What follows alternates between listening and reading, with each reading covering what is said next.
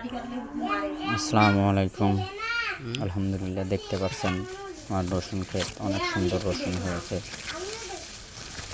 মাশাআল্লাহ। গাছ ভালো হলে ফলও ভালো হয়, ফল ভালো হলে গাছও ভালো হয়। অনেক সুন্দর রসুন দেখতে পাচ্ছেন, 6 শতক জমিতে রসুন লাগানো হয়েছে। তো আলহামদুলিল্লাহ, এই রসুন ক্ষেতে ছাই ছিটাবো। যখন এখানে 50-60 সেকেন্ড হবে কাটি দিব। ডালটা ছাই ছিটাইলে মাটি নরম হয়, উর্বর হয়, রসুনটা অনেক বড় বড় হয় এবং রসুন তুলতেও অনেক সুবিধা।